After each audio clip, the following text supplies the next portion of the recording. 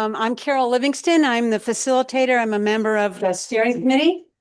And what I'd like to do first is to just go through the agenda and have you sort of be aware of what's coming up. Hopefully you had a chance to see that on Front Porch Forum when Jonathan and Barbara published that. Okay. So Sophie, can you hear us okay? Yes, beautifully. And Jean, can you hear us okay? Yes, very good. And Tom, can you hear us okay?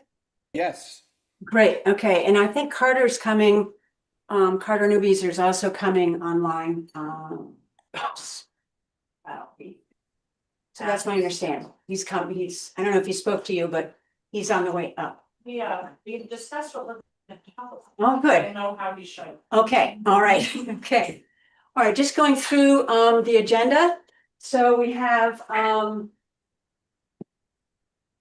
usual start with introductions and that and announcements, and that's the point at which CJ Knudsen will speak to us about the Lake Monsters summer schedule.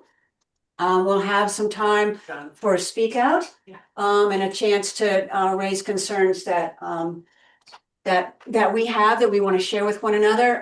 We do have some NPA business that we have to take up because we skipped last April's meeting. If you remember, we skipped it because, or we canceled it because there was a special meeting of the city council about the events with ICE. So it made more sense for us to cancel that meeting. But this is something that has to happen. You have to vote on your slate of steering committee members. And then we also want to hopefully wrap up our discussion about what we want to spend the balance of our budget on. We'll have our usual city council update with Ally and Carter. Gary will speak for a few minutes about what's happening from the school commission. And then we have two presentations, one by the Department of Public Works, basically talking about summer plans. And we've asked them to really focus on Ward 1. And then finally, we have Lisa Lax, who's going to speak from Vermont350.org about McNeil. Okay, any questions about what we're doing? Do be aware that at 8:30 we know we're supposed to adjourn. We don't always hit that time, but please feel free. Don't feel bad at all about you need to get up and leave, and that's just fine. And we'll finish up as quickly as we can as we get there. Okay, yes, Charlie, go ahead. People know where the wireless mic comes on and how to use Wireless mics. it. Can remind, and you want to use. One's here, Angie has one, and Lisa has one. Yeah, the light has, the little yellow light has to be on. Thank you. Okay, so all set? All right, if we can go ahead then with going around and introducing ourselves, and then it's also an opportunity to make any announcements that you want to give. So why don't we start? Gretchen, you want to start for us? Gretchen Platt, North Street and Nash Place. Yeah, I'm Rob Gutman. I live on North William Street and I'm on the NPA steering committee along with Gretchen. Hi, I'm Allie Schachter, the East District City Councilor. Hi, I'm a guest. My name is Elaine Haney. I am a former city councilor from Essex Junction, and I'm a candidate for the Vermont Senate in the Chittenden Central District.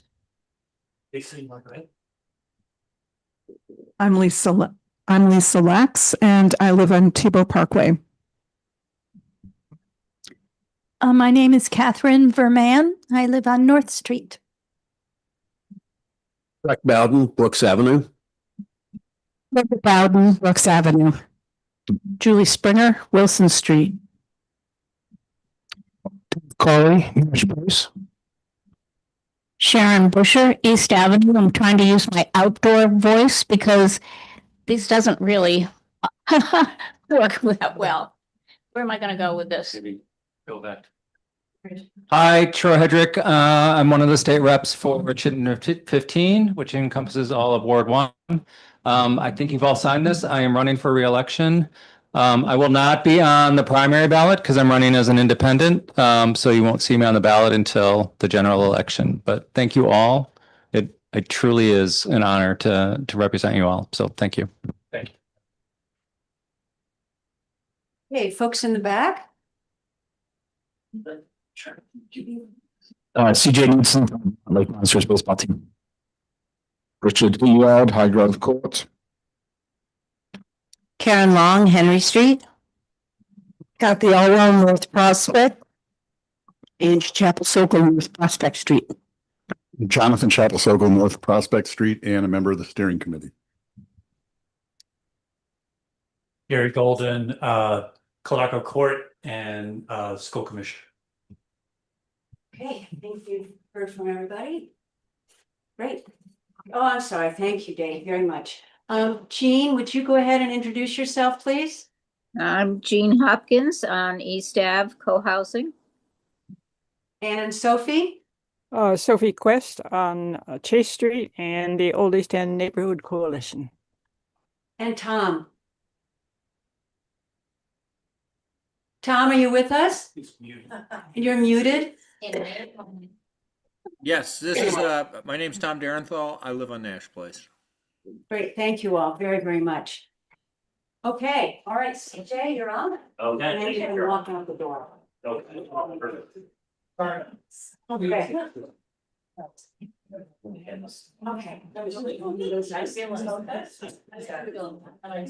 Hello, can you guys, I think you can hear me now. All right, perfect. My name is CJ Knudsen from the Vermont Lake Monsters. Thank you so much for having me. Just want to talk a little bit about our upcoming season here. We kick off on Saturday, May 30th. It's our home opener, starting at 3:05. And this year we have 34 home games. And so we'll wrap up around mid-August. Our last regular season home game is August 8th. Hopefully we make the playoffs again and then win the championship around August 15th. So we like that very much. So I can't believe this will be our 32nd season. Last year we welcomed our 3 millionth fan in our franchise history, which was thank you. As everyone knows, baseball is filled with stats. One stat that we're really most proud of is since we relaunched after COVID in 2021, in goods and services and monetary donations, we've given back to the community locally here and throughout the state of Vermont. We're $377,000 back to our community here. So just want to say thank you guys for the support. We're having a ton of fun over there at the ballpark. Ballpark's looking good. We're getting ready for opening day here. We're starting to do a lot of charitable walks, which is great. That's something that we really enjoy. We're continuing to try to make it as affordable as possible for families and for people. Our kids ticket is still $6 to come into the ballpark. And every Wednesday is Kids Eat Free. And of course, we have our 25-cent hot dog nights, which those are always interesting to attend. We have 3 of those. And each night we sell about 10,000 hot dogs. So that's exciting. We're also going to do 3 fireworks shows as we have done in the past. And it's been just people are coming near and far from all across Vermont. Obviously, a lot of people from Burlington. This year, we're actually going to televise 26 games on WCAX, sister station WYCI. So if you can't come to the ballpark, you can watch our games live. And for the first time in a long, long time, we're back on the radio. So WJLY 1230 is actually going to broadcast all of our home games too. So I know you guys live near the ballpark, but if you don't have a chance to come out there, you can watch us on TV or listen to us on the radio. CJ. Hey, Catherine, you want to go ahead? Yep, so it's not a question, but I took advantage of the library ticket and it worked. Awesome. Thank you for bringing that up. A couple years ago, we did a pilot program with Fletcher Free Library down the street here. If you have a library card, you can get access to up to 6 free tickets to the Lake Monsters game once a year. We want anybody that wants to come to the baseball game, we wanted them to be able to have the ability to do so. That was a test program. For this year, we have 9 libraries on the program. So Westford, I think Charlotte, Essex, Williston. So it's starting to really grow. And that's something that we really believe in. We want people to come out to the ballpark and catch a baseball game, maybe come on a Wednesday, Kids Eat Free, and get a library card. So thank you very much. Sharon, did you want to speak? Yes, I just wanted to say, first of all, there's noise and then there's happy noise. And And baseball noise is happy noise, and I think that it's welcomed. And when I represented that section of the city, we worked really hard to, with the sound system so that the noise would filter into the neighborhoods. Some people almost live in the ballpark, and that there's nothing anyone can do about that. But I just wanted to thank you for what you bring to Burlington and what you continue to bring. The other thing is that it could have a negative impact if you didn't take seriously the signage that you put up about, no parking, and also the way you clean up around the field and around the neighborhood. So I just want to thank you. That takes time and money, and we appreciate it. Thank you very much. Thank you, Sharon. No, we want to be the best neighbors that we possibly can here. We want to be here for a long time. Fans really enjoy coming out, and again, it's a very affordable, safe place to come out and get away from some of the noise in the world and spend some time in the community with your community members and watch some baseball. And some people don't like baseball; they just come out and like the sights and sounds, and we like that too. And of course, Champ is always there too, so you're guaranteed to see Champ. Thanks. Thank you, CJ. Thank you guys so much. Really appreciate it, and would love to see you guys at the ballpark. Again, we'll kick off on Saturday, May 30th, but we're doing some charitable walks here and there and some other community good stuff. So thank you so much.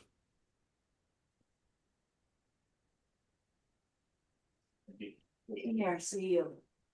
Okay, folks, welcome to our folks who are walking in. So if we can go ahead and go on with Speak Out. We don't have a lot of time for that, so just a warning of just trying to be as efficient and specific as you can be. Do we have folks who would like to speak up? Yes, David.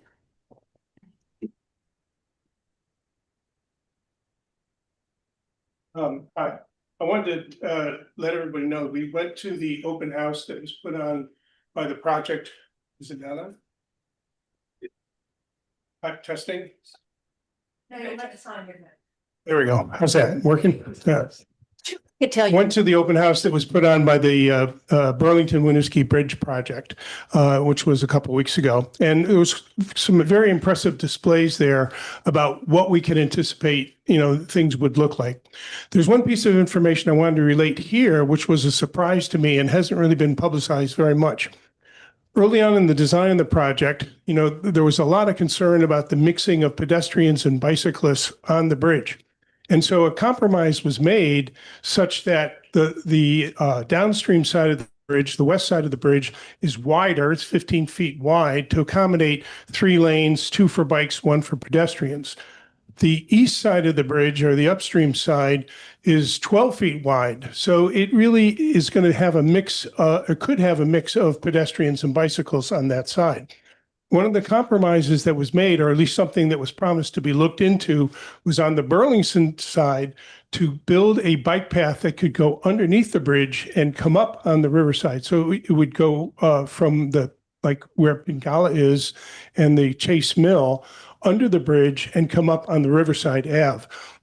This would have the effect of channeling bicyclists under the road, so staying out of the intersection and coming up and being on the side of the bridge that has a lot more accommodation for it.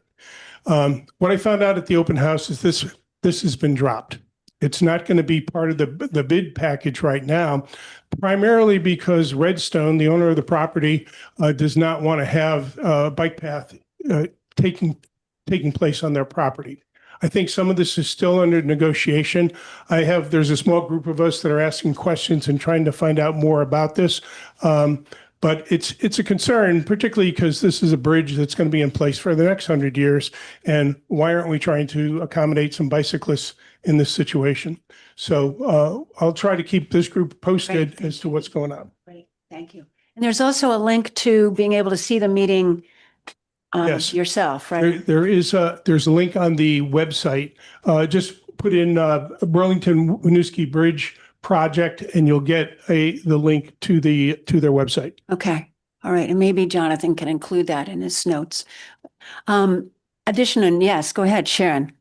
So a couple of things. This is on, correct? Yes. Okay. One is the city of Burlington had 4 specific meetings on the budget for FY '27. I did attend all of those, so they were budget presentations from all the departments. And then today, although I missed it because I was working, the mayor apparently had a press conference announcing the budget and stating that she had closed the gap that she had informed everyone about. The reason I'm bringing this up is because during that process, you know, I'm a political junkie, so I follow it all. But Parks and Rec has a new director, and they had to make some changes. And one of the things that they had to cut back on is where they're going to plant flowers. And the only money they have is to plant them in City Hall Park. And what I suggested was, I think that's a missed opportunity. I don't think he knows us. It's a man. I don't remember the person's name. Forgive me, but because I think if he went to all the NPAs, I believe that there might be some of us who would adopt an area that usually has flowers, and we would help plant them. They may not be perfect, but would have flowers. And I think that my point is that we can help in a small way to bridge that budget gap because we care. And so I wanted you to know about that. I don't know if he will act on it, but the other reason I'm mentioning it is because we have a new parks director, and maybe the steering committee would like to invite that person in the fall to come, or at some point to come and meet us, and people can weigh in on and hear from him and weigh in on how we can assist and how much we value our parks and our city. So I wanted to share that. The other thing is, I know Ally's going to probably talk about the resurrection. I can't remember who said that. One of the people in public forum said revitalized or resurrected, yes, the Aging Council. And I think because a lot of us in the room are not actually spring chickens here, I think that that's important because it hasn't been in place for a while. And Ally fostered a lot of that in, so I'll let her speak to that in depth. But I think also let her know, I want more people that are older to be part of this committee that they formed. And so let her know what you think also. So that's it. Thank you very much. Anybody else with an announcement? Yes, go ahead, Elaine. Thank you. Yeah, I just wanted to reintroduce myself for those who arrived late. My name is Elaine Haney. I'm a candidate for the Vermont Senate for Chittenden Central, which includes Ward 1. And I know there's a candidate forum on June 10th, so I'll be brief. I just wanted to invite all of you. I'll be doing a fundraiser along with Attorney General Charity Clark next Monday at the St. John's Club. If you would like to attend, you can sign up for that. I'd be happy to send a link to Jonathan to share out in the notes, but I'd love for you to come to that as a chance to get to know me and to hear from Attorney General Clark. So thank you. Thank you. Thanks for being here. Anybody else with announcements? Yes, Karen. Thanks.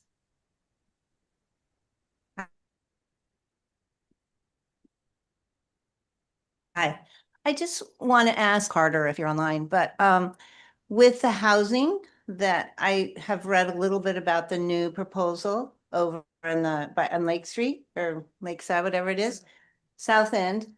It says it's like the Champlain College, and then I don't understand this private partnership and public partnership, but mainly my question is with Champlain College, is there going to be dormitories there so that it's going to be tax-free? One question.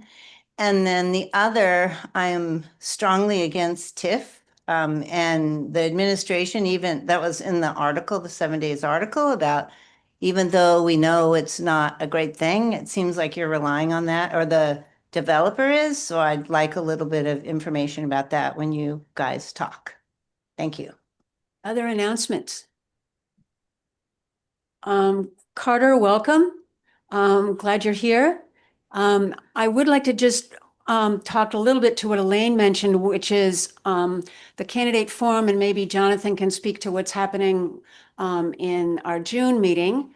You want to go ahead and explain what's coming? Sure. We've invited all the candidates that we've heard of for state senate to a public forum, essentially, candidates forum next NPA meeting. So that's June 10th, right? And we've gotten acceptances from, I believe, 3 of the 4 candidates that we recognize. There may be more candidates. And if there are, and you're listening, send me a note and we'll invite you. But we will be dedicating probably an hour of the meeting, half the meeting, to candidate forum. So we'd encourage you to come with questions and curiosity. And that's what I got. Was there something else that No, thank you. Thank you. We also, all the wards, all the NPAs heard from Sarah George's campaign. And she asked for time, but because we had this full agenda and then we have June pretty full, and then we don't meet in July and August. The primary is in August. So, and I don't know, maybe Barbara can help with this, but one of the things we discussed at our all awards meeting was having a consolidated forum where several NPAs could host some kind of forum. I also did check in with Jean Hopkins, who's the League of Women Voters, and she's passed that information off on to their candidate person who runs candidate forum. So if you can think of other ways that we can have access without us having to organize it, that would be great. Barbara, do you want to add anything do you have any new information for us about other NPAs who are interested in doing a forum? Yeah. Yeah, exactly. All right. Any other announcements? Okay, we're going to go ahead then. And is it possible to have the agenda on and then put thank you. Hi, Cheryl, welcome. Glad you're here. So I think any folks online want to speak with an announcement? Okay. Hearing none, we're going to go ahead with what we hope is fairly short business. We're going to first, we have 2 things on our business list. One is to vote every April. I'm sorry, Catherine, go ahead. I just thought something might be interested in. And that is the Bassett House is going to have. The Bassett House is going to have lead abatement. So they're going to be painting there for 6 weeks, starting June 15th. But you'll still be able to use this space. Actually, we won't be here. You'll be, that'll be after the 10th. Yeah. Great. Yeah, but just for people that live in the neighborhood, it's going to be a mess. That's helpful. Great. Thank you, Catherine. Okay, so we're going to go ahead and vote on our slate for steering committee. I'm going to hand it over to Gary, who's volunteered to sort of lead off on that for us. Go ahead. So just to follow up from 2 months ago meeting, the 4 current members have all agreed to remain in their positions. We just need to vote on that tonight. Wanted to ask if anyone else wanted to put their names forward to be on the steering committee. All right. Come on, guys. It's fun. It's lots of fun. So, Sam, I will be off to college. Yes, he'll be here for 3 minutes. We can include him if you want for the next meeting. So we'll include Sam and he can decide that afterwards what he wants. So the numbers on the names for the steering committee are Carol Livingston, Jonathan Chappell-Sokol, Sam Doherty, Gretchen Platt, and Rob Gutman. Do I have a motion to accept these nominees for steering committee? And a second? Great. Any discussion? So I guess anyone against that? We'll just assume yes and okay. All those in favor say aye. Aye. A little affirmation. I'm sorry, I was going to rob you of that. Anyone not in support? Angie, is that a hand? Jason. Ah, Angie. Thank you. Motion passes. Thank you all Thank for you all. serving another year. And do know that if you get an itch and really want to join us, that can happen at any point. Any point. It would be great to have you. So, okay, thank you very much. So, if you remember, and then Barbara, maybe you could put the, that budget, thing that I sent you. So we get, each NPA, gets, $3,000 from the city. Currently, that may change. It has certainly been less than that in the past.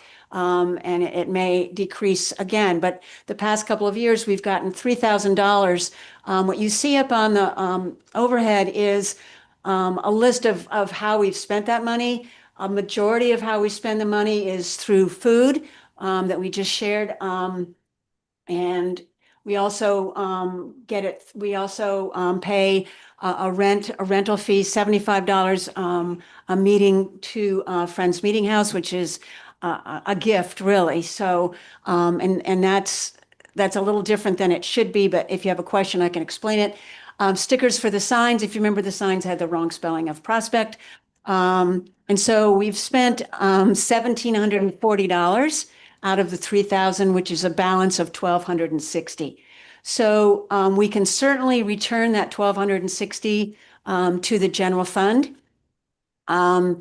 But we wanted to have the opportunity to see some other options. And these are some of the things we talked about in March. We were supposed to go into it more depth in April, but we're now in a place where our money needs to be spent by May 31st, which is fast approaching. So we need to make a decision tonight about how we want to spend the $1,260, keeping in mind that some of it certainly can, or all of it can go to the general fund. One idea people had was for a neighborhood sign. Jonathan, do you want to speak to this at all? And you have the. Sure. So we talked about a neighborhood sign, possibly at the soon to disappear triangle between Riverside and Colchester Ave, right as you enter from the bridge, which would be a place that a lot of people enter the city, just a welcome. It could be like one of those rotary signs that says, you're looking at an example, but it says, Ward 1 welcomes you. We meet second Wednesdays of the month. And, but it would be a welcoming sign. There's a sign that says, welcome to your neighborhood on the corner of North Street and Winooski that seemed like at least a model so that we could get an idea for a price. And Willard, I'm sorry. Yes, Willard. North Street, I was a W in my head. And the name of the manufacturer was on the back. It's a company in Essex Junction. And so we contacted them just to see what a sign would cost, just to get a sense. And this was the mock-up they did, which isn't crazy. I mean, it may not be a design that we want, but it's kind of like something like what we may want. And the price installed was on the next page, probably. The budget projection. Oh, yeah. So the price installed was $2,420. The sign itself was $1,450. This seems like a lot of money in my mind to spend right now at the end of the year without thinking more carefully about it. Because we want to, for that kind of money, we'd want to make sure we have a place to put it. We want to make sure that we got 2 or 3 bids, and we probably want to work with DPW to see whether we'd be allowed to do this, whether they could do the installation. Lots of unanswered questions still. But this kind of gives you a sense of what it would cost, and it's conceivable the next year we could do it. Maybe we collaborate if it's not going to go there, because who knows when that triangle is going to disappear. It could go in 2 or 3 other places that we thought about, like in the old East Endy kind of place, maybe on East Ave. But it's worthy of a little more conversation, a little more consideration, and more conversation with the city about it. So that's the first one. Thank you, Jonathan. That's helpful. We just wanted to research it so that you all had that information. Another suggestion was informational flyers. that we could hand out, and this we would need people's help to hand out flyers to people in our neighborhood. We got a sense again from Vantage Press that for 300, it's $260. When I asked Carter how many flyers he printed for his campaign, he printed 2,000, which would be $18.20 in terms of a cost. We also had the idea of UVM off-campus students receive a welcome bag from UVM that has some really sort of cool household stuff in it. They were not excited about taking more paper, so they don't want our flyers, but they would take magnets. So I asked Vantage Press about magnets. So that's why you see magnets up there. So another option is to print out a bunch of magnets. They're about 125 according to the UVM admin off campus. We can't believe it's that few, but that's what we heard. Yes, Jonathan. Yeah, that seems like kind of an absurd number for the number of Ward 1 students off campus. But it kind of led to a conversation, Barbara, I haven't followed up with you about this, but where maybe what the magnet would have is a QR code on it that would lead to the city NPA site. So it would be useful for any off-campus person, not just a Ward 1 person. And so maybe this would be something that we could have other people chip in from other wards to go do. Yeah, go ahead, Sharon.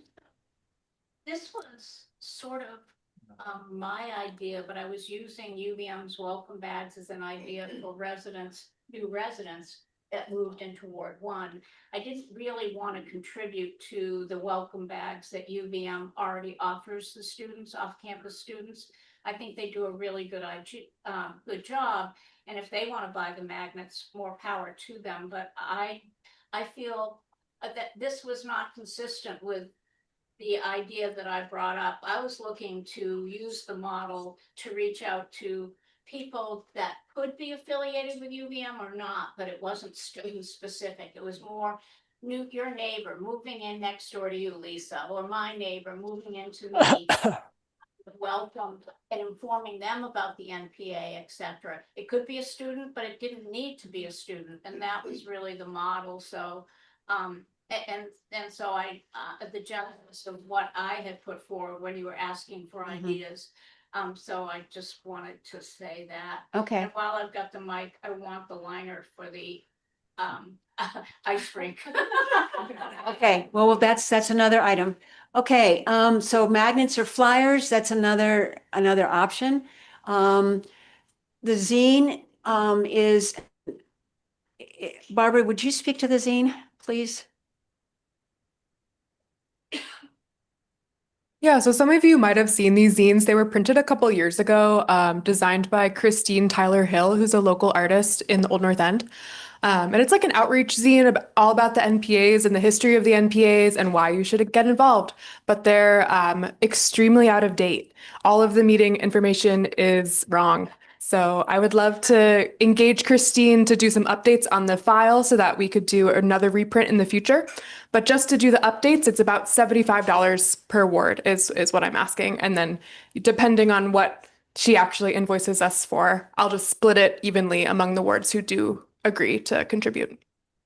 So that's another option. The plastic liner, Brendan Fisher put together the ice rink down in Szymanska Park, and was able, obviously, if you've done rinks, you know that most of it's you hang on to it. The plastic has to be replaced. The problem with this one is that it doesn't shout. If you look on the agenda, but maybe we can't do that. We have to it has to meet one of three criteria, the way we spend our money. It's promoting the NPA, it's providing residents with information about city programs and activities, or it's gaining input from residents about city needs. So that's pretty tough to do with a plastic liner.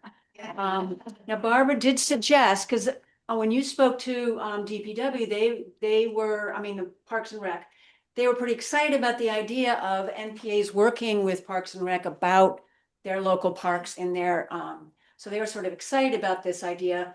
We would have to put a sign up or something that says, Barb suggested a name, actually, we name the rink. So that's one option too. But somehow put up, yes. Last year, when we put in the liner. When we put in the liner last year, we thought it would be really cool if we could put a decal on the liner. So when the ice is formed, just like when you see the ice rinks, you can see the location. So we could have advertised the NPA, right under the ice there. That's great. Thank you, David, very much for that. Okay, and then finally, people have raised the idea, and we have run barbecues in the past. I'm going to be perfectly honest, as a member of the steering committee, is that some of this, we could take and go ahead and do, but bandwidth for number 5 isn't going to come from us. So if that's something that some folks would like to organize, that would be great. But just know that the 4 of us are not going to take initiative. All right, so if we could bump down one more, Barbara, to the next line. This is, so Jonathan and I are trying to sort of pull this together and figure out what can we recommend. So this was our suggestion. Can you put the mic up so I can hear? I'm sorry, yes, I'm sorry, I forgot. I'm sorry, the 500 flyers for outreach to neighbors. So these are the paper flyers that are going to go to everybody. Julie has designed a flyer that looks great. She might add a QR code. I wondered if that's what she was writing a note down for herself to add a QR code. The magnets are an addition to another $300 for magnets if we wanted to do magnets and flyers with or without UVM. The zine contribution is really probably more like $75. The barbecue might be $200 or $300. And then we recommended that if people had strong feelings about wanting to look into more information about the neighborhood sign, that we would revisit that in the fall. We also are realizing that we really need to have this budget conversation in the fall and just outline for you, what we project, but then also have all of us be thinking about how do we want to be spending the money, so we're not quickly doing this in May. We're being more measured and thoughtful and intentional about it. Okay, so, yes, go ahead, David. One question, 500 flyers, is it intended for all the households in Ward 1? Because that sounds a little low. It is low. It's more like, Carter printed 2,000. Yeah, when we flyer the old East End, it's about 700. So you've got another probably 300-400 at least. Okay, so maybe it's going to be more like $1,000 for flyers. Okay, yes, Brett. Just a clarification, what's the interaction between the zine, if any, and the flyers? There's none. Okay, so what is the zine? The zine is a publication. It's paper. It's like a comic book. It's a graphic novel. You might have seen, we've had a couple of them here. Looks like Charlie might be going and getting an illustration for us. It's a booklet that describes what the NPAs are, what their history is, what NPAs do, which is a lot more detailed than what we could capture in a flyer. And how would we intend to use it? Barbara, the zines would again be something that could be brought to NPAs and distributed to NPAs. They're not going to neighbors. They're not going to be handed out.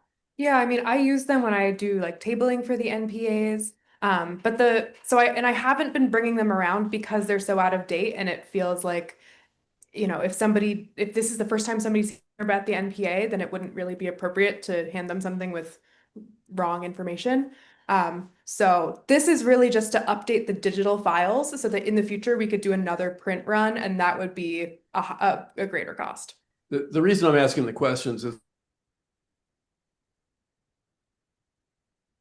I'm just wondering about that's got kind of a distributed effect, and 90% of them may immediately go in a round file. Right. As opposed to the zine, and I don't know how big, how complex it is, but more targeted use of the zine to new people in Ward 1, whether they're students or not. Yeah.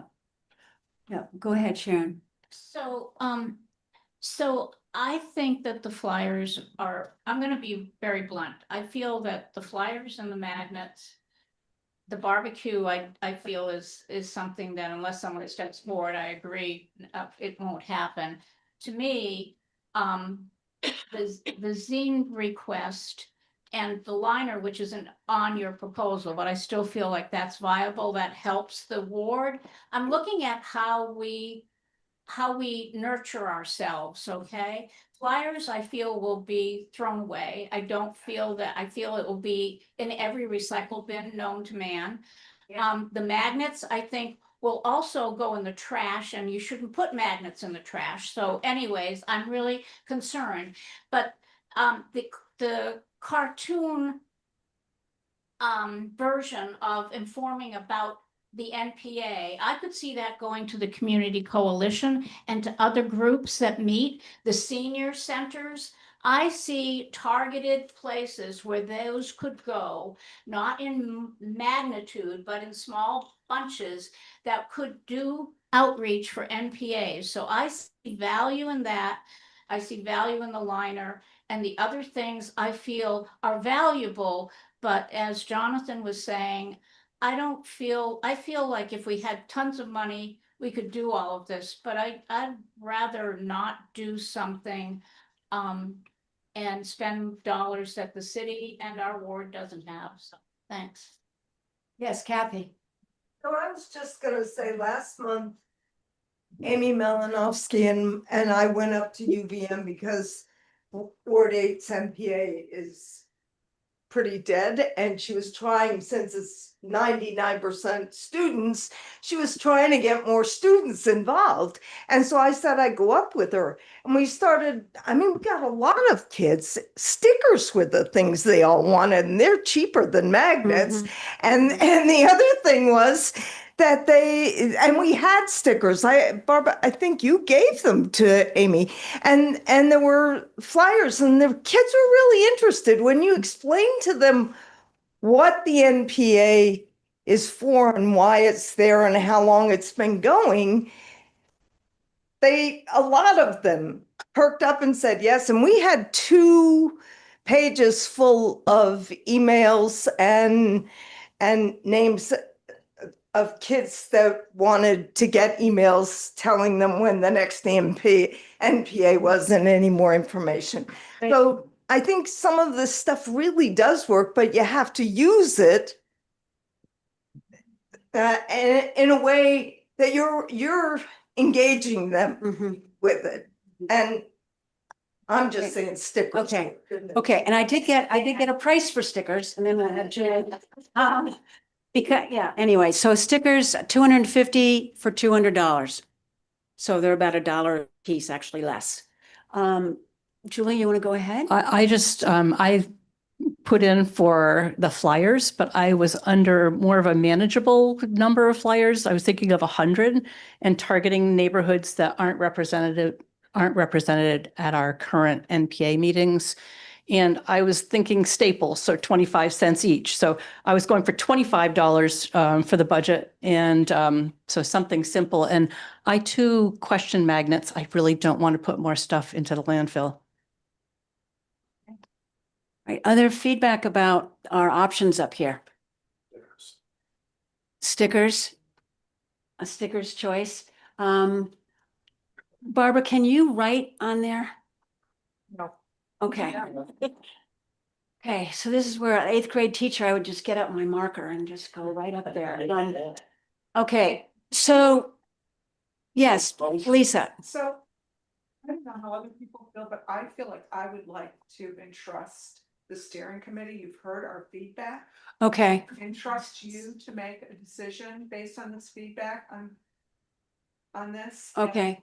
Rather than us sit around and like nitpick what things, how much money. Okay.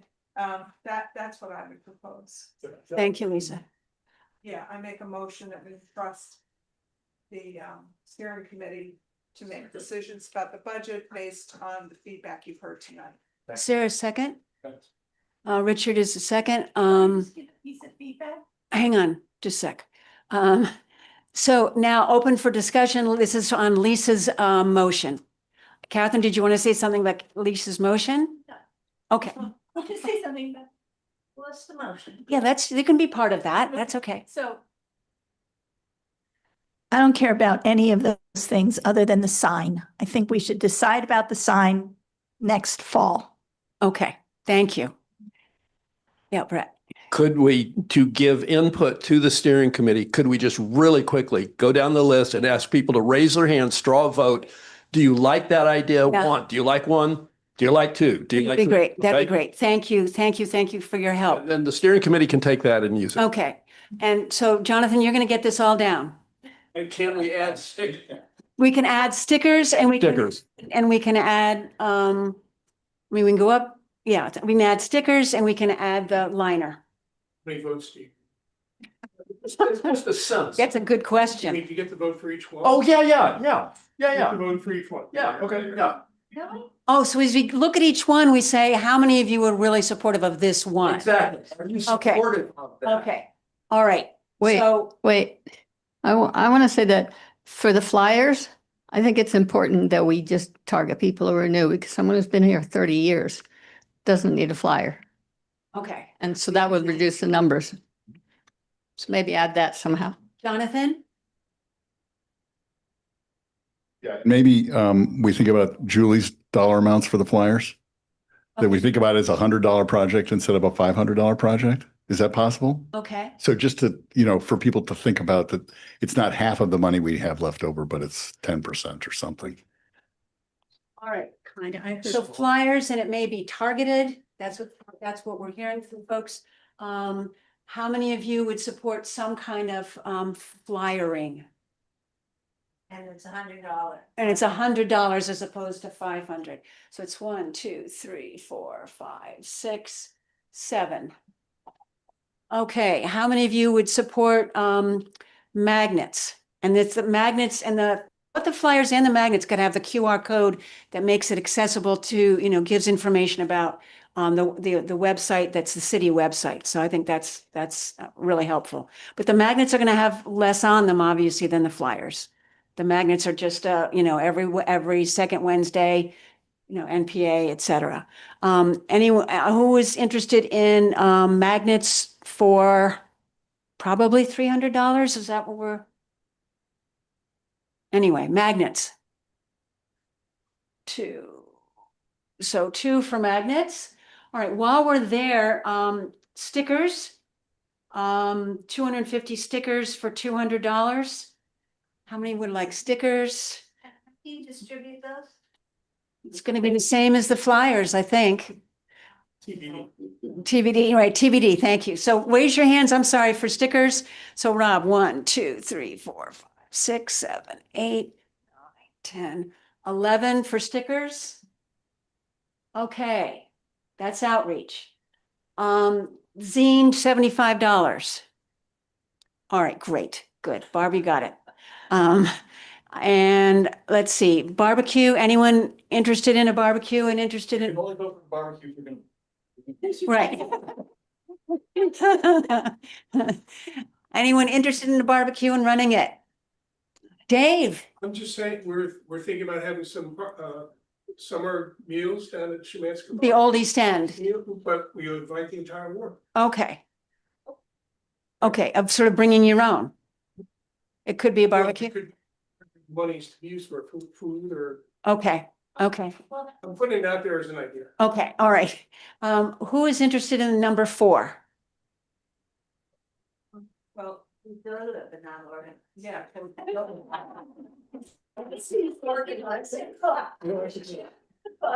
Okay, so 1, 2, 3, 4, 5, 6. Okay, 7, Jonathan, for barbecue. And then how about revisiting this neighborhood sign in the fall? Okay, that looks like a lot of people. 1, 2, 3, 4, 5, 6, 7, 8, 9, 11. Oh, yeah, 13. And I'm also voting. Totally on 14, Sharon. I've totally ignored people online. Okay. The liner. Okay, the liner, which we think is $250. 300. For the liner for the ice rink. It was what, 250? It was 300. It was 300, thank you. So $300 for the liner. And what, and what? To champions. Get rid of it. We're just buying the It only line. works 20 feet. So who's interested in spending, I'm sorry, Rob, go ahead. And there would be a sign with a QR code on it that identifies that. Something, Right. either. So it's $400. Yeah, it's under the, it's either under the ice or it's, you know, it's an extra sign. Who is interested in supporting that? How many people would be interested in supporting the ice rink plastic? 1, 2, 3, 4, 5, 6, 7, 8, 9, 10, 11. There are 12 of us. Okay, anything else? Speak now or forever hold your peace. Oh, you guys are great. Thanks for your help. Yes, Can I Charlie. just say something quickly? So actually, May is a good time for next year to actually do the sign project, or when you have a lot of money to spend on one project, because if you can have it installed in like May and pay half of it on 1 year's budget, and then on the 1st of July, you get $3,000 more. So you could pay for the other half of it on the next year's budget. Just letting people know you can do that. Okay, and that's something we could do next year. It sounds like we need more conversation though, and I don't want to ignore that. All right, thank you all so very much. That was really, really helpful. Okay, now the easy part of the meeting. Ally and Carter, come on up.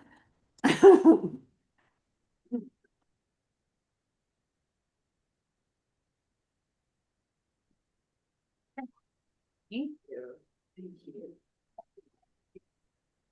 Hey, Carter. Hey, how are y'all? Allie, do you mind if I'm just on the road, Do it. Road, I do it and then leave you to it, and I might step outside. That's alive. Well, hello. You're Sorry. zooming again. Yeah, my meeting. Oh, Sophie, I think you're unmuted. All right, sorry. Good to see everybody. Sorry I couldn't be there in person. Childcare for this week and next week just unexpectedly closed, so they had a trip down to my parents in Connecticut for a couple days. So I'm now picking them up. Yeah, I think the biggest update, I know Allie has a few updates we texted beforehand. I wanted to focus in on the Tax Fairness Committee and just following up on that. I know that was one of the priorities folks had identified that they wanted to kind of keep the NPA apprised of. We've met a couple times. It's myself, Laura, Buddy, Ben, and Jen Moreau Zakaris, who's the mayor's deputy chief of staff.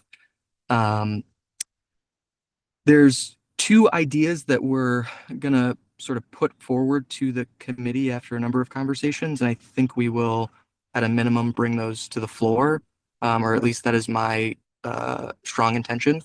One is we talked about, a little while ago, we talked about a $30,000 universal homestead exemption. Conversation on the committee, there seems to be consensus of supporting some kind of homestead exemption. But instead of universal, it would be a cutoff. Step right here outside. It would be a cutoff at some amount. And so we're going to start at the next meeting at 400,000 of value, because when you looked at the Urban 3 study that talked about a difference in assessment, that's where you saw the real cutoff for properties that are overtaxed versus properties that are undertaxed versus properties that are appropriately taxed based on appraised value and what they're actually selling for.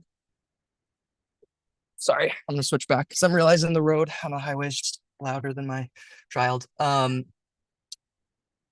So I'm sorry, Whitney, 2 more minutes.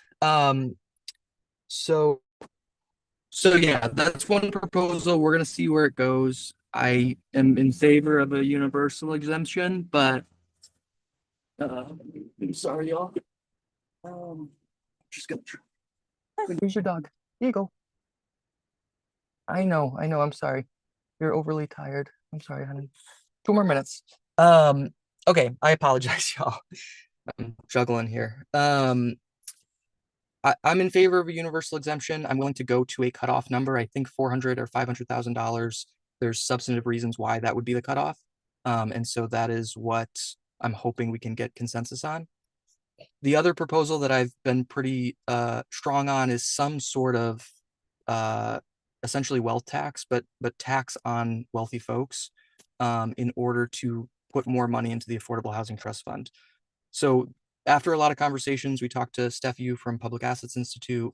We've had conversations with city staff who are part of the mayor's tax advisory group as part of these committee meetings. One of the proposals that myself and the Progressive Caucus, and I think the mayor is supportive as well, are going to put forward through this committee is a property transfer tax. It would require a charter change. Both of these would require charter changes, but it would be a property transfer tax on homesteads over $1 million, and the liability would be on the seller's side. So the idea being that real estate has skyrocketed. I think in the last 5 years, valuations on average have gone up 60% or something like that. And so folks who have owned, one more second, Wally, folks who have owned their home for, pretty much like pre-pandemic and beyond have seen a real gain in value, right? So when folks go to sell those homes, particularly folks who own higher end valued properties, $1 million or more, sale price, they're going to make 2 or 3 times easily off, depending on the property, obviously. But you have evaluations where folks are making hundreds of thousands of dollars of equity. And so putting a small property transfer tax of 5% on those sales on the average year would generate $2.3 million. And that would be revenue under this proposal dedicated to the Housing Trust Fund, which would more than double the amount of money that we're investing in permanently affordable housing. And so those are both proposals that we've got, we'll see if we can get some consensus on. And I think the hope is that we are going to ask that both of those, one of the commitments going into this tax committee, an agreement to sort of get us to unanimous support for this committee, because a lot of us felt that we've had plenty of discussion. It's now year 3 of talking about maybe we should propose something on tax reform. But part of the proposal was a commitment to get something on the ballot that we got consensus around for November. And there's in the committee, unfortunately, at our last meeting, it was indicated to me by the council president and Buddy, who we've had a good committee working relationship, that they are not necessarily committed to making sure something gets on the ballot in November. So I'm hoping that is something we can figure out next meeting. And then we should be bringing something for the June 1st city council meeting, is when those charter changes will need to be in order to be able to be on the ballot, which is a sort of early deadline, but that's the deadline the state is giving us. And so we are going to work to meet it. And I will stop ranting there. Again, I apologize that I'm juggling childcare and calling you from the highway, but I appreciate it. Thank you, Carter, very much. So 10 minutes to the. Great. Yeah, I'm going to do rapid fire on a few other things. I also have some childcare juggling, so I can't stay the whole meeting tonight. But I'll be listening in. I'm just pulling up my list here. So just a couple quick things. So Dave, thank you for the call out on the Burlington Winooski Bridge project, which I take very seriously, has the greatest impact on Ward 1. So following it closely, I'm meeting tomorrow with a couple folks from DPW to sort of debrief that recent open house and some of the questions like this bike path question and some other stuff that's kind of percolating. The council has a special meeting on May 21st where we're going to do a walkthrough of the site and the proposed plans. And then it's called a condemnation hearing. I've never officially had one. I know we have DPW in the room who's used to this stuff, but it has to do with kind of what's happening with some of the property owners who will be impacted by the work. And so there will be more information that I'll have access to and be able to share after that May 21st special meeting. And that walkthrough will be really interesting. I'm really looking forward to being kind of walked through it, not just going to be looking at plans on the page, but actually like, what does this look like in practice, the flow and all of that. So glad to keep you all looped in. You can tune into that meeting on the 21st if you'd like. And then I do think the project will be beginning to get underway within the next 6-ish months. Yeah. FY27. So anyways, if anyone else has questions or concerns about it, feel free to send them to me. I've sort of been keeping a little list of what I'm hearing and I'm trying to do my best to get some answers. So, and I really appreciate Dave and Sharon and others who are following this to elevate some of the issues that have the greatest impact on our community. So stay tuned on that front. And also on the budget front,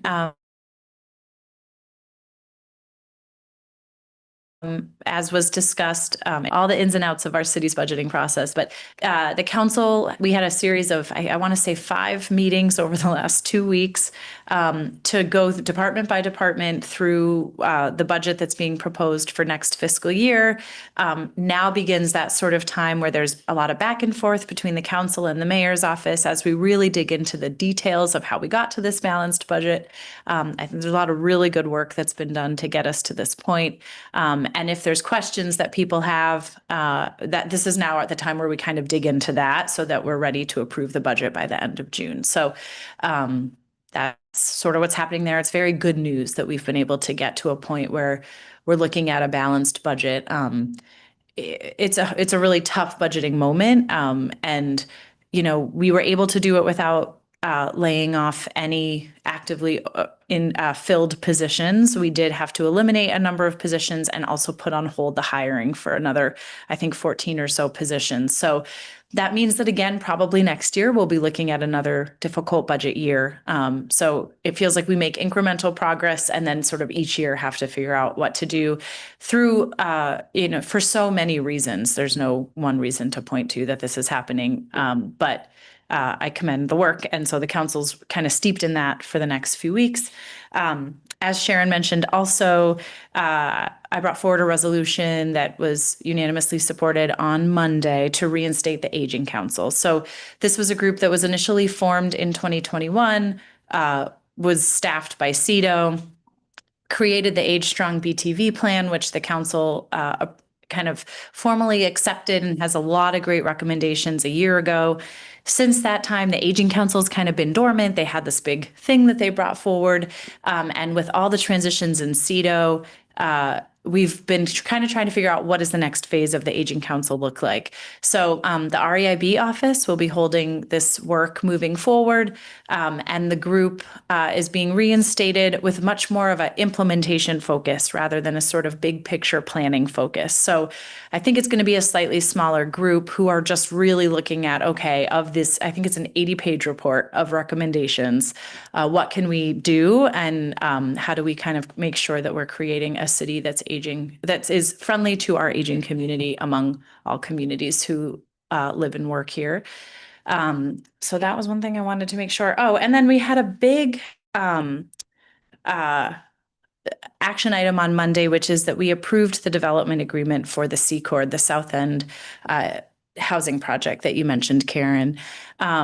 And that's a really big deal. That is a many, many, many years long kind of effort that's gotten us now to the point where we have this public-private partnership. It is and it's going to be a phased project. So I believe there's space for up to 1,000 new units of housing. All we did was approve a development agreement for phase 1, which is a multi-income 204 unit building that is going to be sort of the first phase of this project. What'd you say? It's right near the Hula parking lot, like that big expansive area along Lake Street. I don't know, like down on Lake Street. I believe it's like if you drive behind Hula, there's like endless parking spaces. Lakeside. Yeah. And so it's a very interesting project. There's a deep commitment to going even beyond our standards for inclusionary zoning and mixed income housing. There's a real focus on environmental impact. and building green infrastructure to support this development and the transit and the bikeability that will surround it. It's an incredible project, and we were really excited. It was universally supported. And to answer your questions that you raised, so Champlain College is a partner in the Secord project. They have a vested interest in some student housing as part of the project. My understanding, but I want to double check it, is that in this first phase, the reason they're a partner is because they own some of the land that's down there. This first phase, I do not think is on the land that they own. So I'm not sure that this first 204 unit building that we've approved is where the student housing would be. So I think that's kind of like, it's there, but it's not a there for what we've approved so far. And then for the public financing, I'm not actually sure that this is TIF funded. We have access to CHIP funding through this project, which is public infrastructure dollars to basically support the expanded infrastructure needs for this addition of housing down in the South End. So we should, like the development meets the qualifications for what it would take to be CHIP eligible.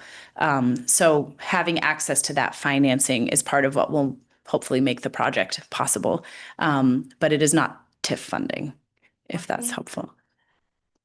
They said that there was 8 million for funding from CHIP, but that CHIP was also going to be used. And I thought that the mayor said something about, although, it's sort of known that we made some mistakes, something, city place and things like that. And to keep doing it seems silly. Yeah, I'll look into this. Okay. I don't know that it's in the TIF district. Like that's a very specific. I think they're creating a new district. So we're going to have a third TIF district. Okay. It's my understanding what I read in the article, but I haven't been going to meetings or anything. I just reread the agreement after you mentioned that, because I was like, TIF hasn't really come up, and I didn't see it in there, Sharon. Good. So I don't think, but I see Kathy raising her hand. I also just wanted to know how really affordable are these? Every time we do this, we talk about how many in the beginning and everybody says yes to it. And then all of a sudden they don't have to have the affordable ones in there. And I'm just hoping that with the homelessness we have in this city, that we are really being sharp about, no, you're not getting away with not putting home, and it has to be really affordable for poor people. Yep.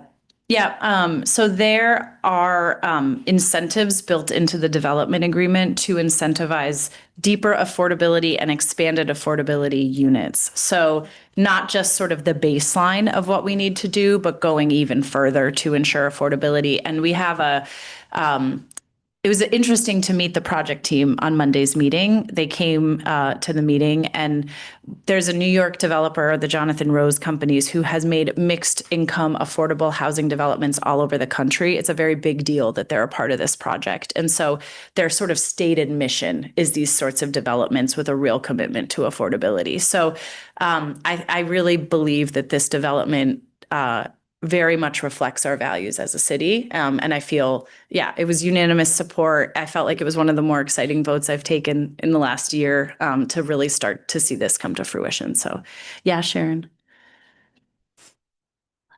I think that what I heard also was that, or in the report, there was reference that the public-private partnership also opened the door for this affordable housing developer, the partner, to access the Housing Trust Fund. They're going to ask for $500,000. That doesn't mean that they're going to get it. That's going to be their request. Once again, affordable housing needs some type of incentive and subsidy in order to make it happen, or the market rate units are way out of whack. And so the goal is, my understanding is the goal is, and Ally, hopefully you've read that and have much more knowledge, but the goal is to make the units as affordable as possible, having like the inclusionary zoning component plus the others being more reasonable as far as the market. And there were some charts that that report, I believe, wasn't it attached to the agenda item? Yep. And people could look at that. You could look at that and see what it said. But that's superficial. I don't know whether you had executive sessions on this before it became public, but I found the report really useful for me as a resident. Thank you. Yeah, I appreciate that. There is a really great memo outlining all of this with the chart of the different what's the kind of baseline affordable housing, and then what the deeper and expanded affordability options look like, and how that's being incentivized as part of the project. So it's on Civic Clerk attached to Monday's meeting materials. Yep. Great. Yeah. So I think that was everything. I know we're way over, more than 10 minutes, but find me when you have questions. Thank you, Ally, very, very much. Okay, you want to come on up? I'm not sure who I'm even talking to. Robert Bullock. Oh, you are Rob, good. Yes. Been in touch with, sorry. You sure have. Nice to Time meet for you. the grant. Yeah, good to meet you. Probably about 20 minutes. All right, I will be quick, and thank you to Ward 1 for having DPW here. Our director, Chapin Spencer, is sick today. It's rare for him to go home sick, but he's out of commission, so he sends his regrets that he couldn't be here. We are always happy to come back, especially if there are unanswered questions or more information that you want to hear about from what we present today, and certainly going forward. You've heard about some big projects that we have some roll in from Councillor Schachter, and thanks to Councillor Schachter and Councillor Newbeezer for their strong partnership for the work we participate in. We're going to focus today mostly on the bread and butter projects that DPW works on. We'll quickly touch on the big projects that are wrapping up very soon. Talk about the paving, sidewalk, and water work that is kind of our infrastructure bread and butter. Talk about how those projects get chosen, and we'll be very quick, but happy to answer those questions more in depth now or later. And talk about where the projects are going on this year and how they've been funded. So we'll start, next slide. So the two big projects that I think have generally been on everybody's mind, especially if you're traveling downtown or along the Parkway route, both projects are expected to wrap up on time and on budget, late spring or early summer. We are happily in the planning phase for the kickoff of these roads to be fully open. So we're feeling great about that. Obviously, weather unknowns in construction can always pop up, but just want to let you know that by late June or early July, we do expect these projects to be mostly concluded and the roads to be fairly wide open. Next slide, please. So I'm not going to go into too much detail. Some of you may know a lot about these projects, some may know a little bit less, but the Parkway is really at this point designed, unlike its original phase, is meant to be a 2-lane, 25-mile-per-hour road that then transitions into Lakeside Avenue and Pine Street. It's going to connect South End with the downtown. And in addition to being a road, it's got a vast array of stormwater improvements and multimodal and pedestrian upgrades to the network. Next slide, please. Generally, what's left to do, we have a few things to do. You may have been down Pine Street and noticed the traffic signals are now operational at Pine and Maple and Pine and King. We are in a testing kind of observational phase right now. So obviously we will always welcome your feedback. Now is a great time to let us know. We'll work with our project designer to make sure the signals are working as intended, and they're really meant to prepare for some of the additional traffic that may arise as the Parkway gets fully operational. So we're working on sign installation, signal activation, which has already happened, pavement, continuing kind of miscellaneous sidewalk repairs, and then some of the bigger work that's happening on the actual original Parkway itself, sign structure installations, things like that. So those may not directly impact you, just the overall schedule. If anything slips, that could be the impact on that section. Next slide, please. Main Street, like I said, we are generally on time and on budget to conclude this project. And this is meant to be a welcoming gateway. It's Vermont's generally our largest city, at least by visitation and population. We are installing wider sidewalks, new pavement, wider tree canopy, stormwater, and beautification gardens. We'll have better lighting, which we think is going to promote stronger, safer commerce and more pedestrian activation. And as you may have heard in the news media or our updates, we have abandoned an extremely large section of the Ravine sewer that runs downtown, bypassed it entirely with a modern upgrade to the sewer system, which is going to promote longer-term resiliency. That Ravine sewer was built before the Brooklyn Bridge, and we have been relying on that in the heart of our downtown. We can't build on top of that. We can't have people build on top of that, nor can we rely on that any further into the 21st century. So this has been a major part of the project. And one of the reasons why you may have heard about significant delays, while that phase did have a delay itself, we were able to catch up with our contractor on the overall project schedule. What is left on Main Street? Next slide. All the basics that you would expect on a road. We're finishing up sidewalks, as you may know from being downtown. We'll be adding signals, turning those on, additional tree plantings, paving, and something we're really excited about, which is public art. We ask you to stay tuned for big announcements and events to commemorate some of those installations for public art, and then the broader opening for Main Street as we work with the business community to try to draw attention and make sure people know we're ready and open for business downtown. Next slide, please. Just a quick note on Cherry Street. You may or may not know that Cherry Street and Bank Street have been in design for their own rehabilitation. While there have been general funding shortfalls, these are federally funded projects. We are still moving forward with Cherry Street at this time. Bank Street's going to require a little bit more time.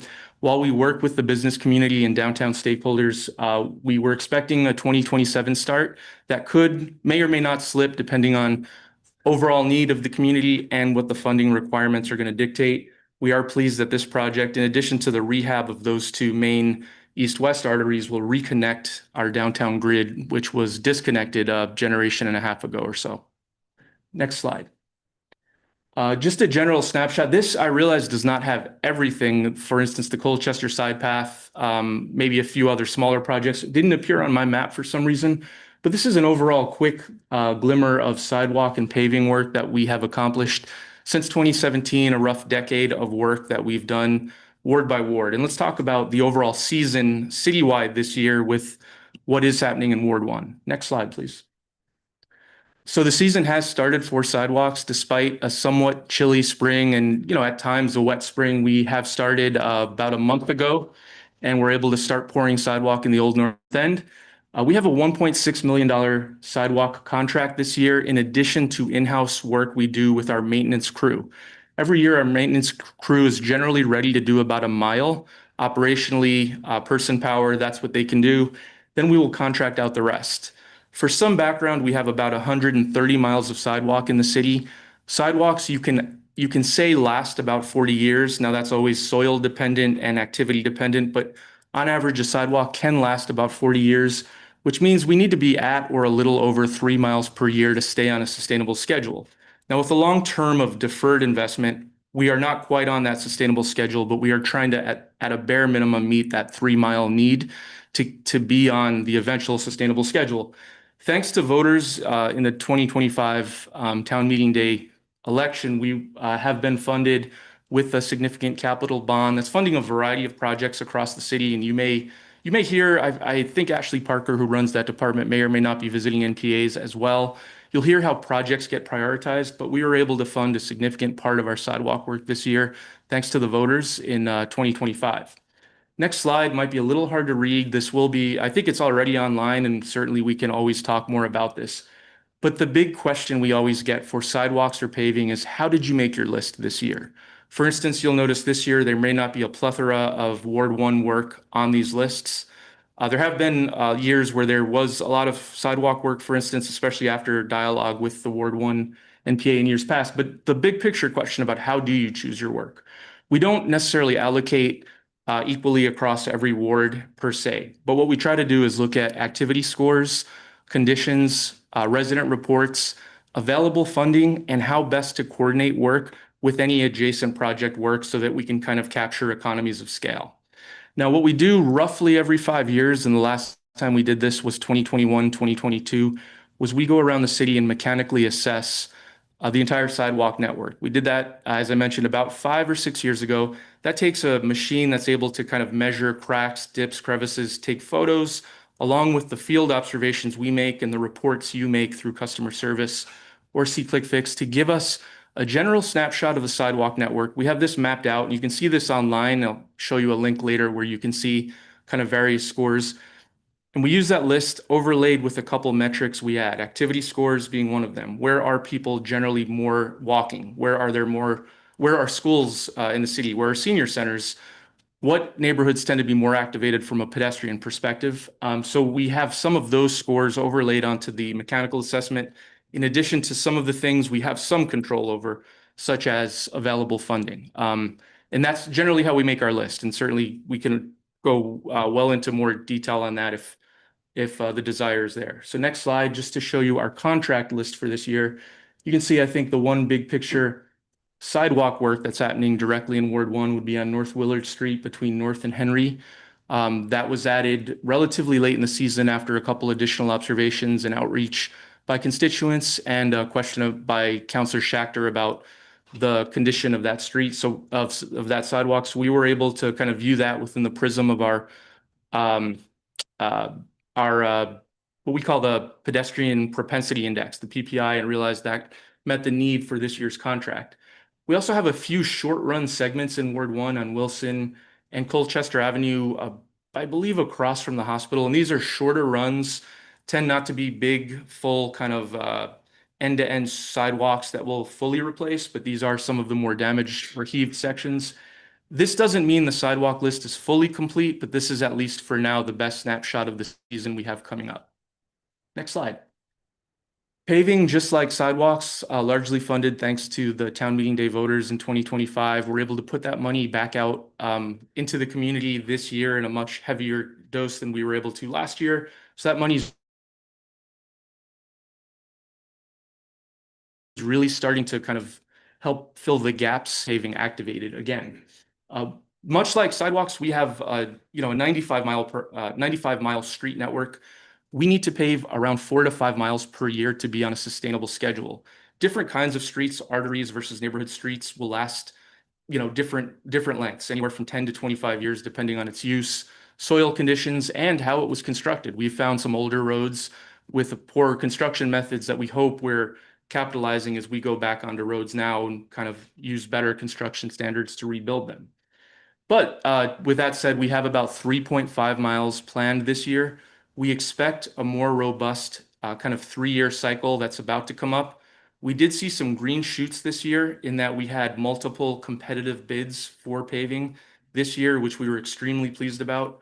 Recent years, there have been not as many paving contractors willing to bid, which you can imagine could potentially limit the work we get to do / increase the cost. There are, of course, things we are monitoring, fuel prices, which geopolitically we don't have a ton of control over, as you can imagine. So that's one thing we have to monitor and be realistic about if that affects future construction schedules. Next slide, please.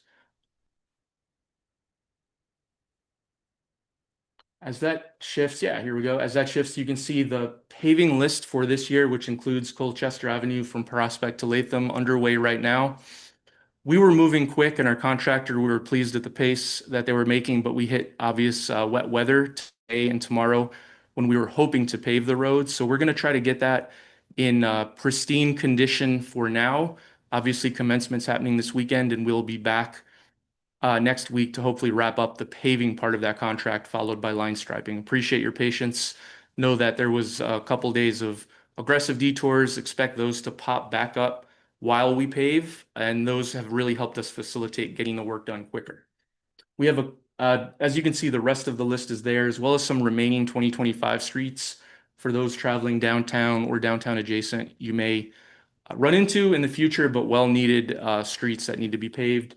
We also have a patching list. We've emerged from a pretty difficult winter. WCAX calls it the most frigid winter in 19 years. So that has a tremendous impact on the road and pipe network when you have a lot of ground movement during a rough winter.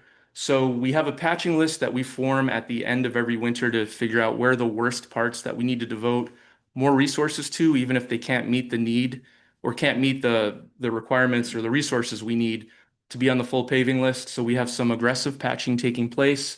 Much like sidewalks, this isn't necessarily the final list. If we have more reserve funding at the end of the year, if we move quicker, if weather cooperates, there's always the potential for more patching, whether with our contractor, potentially in-house, and certainly if there's any urgent conditions that you'd like to report that need our team to respond immediately, we can always fill potholes, do extremely small patches to respond to the urgent situations that inevitably pop up in the course of a year.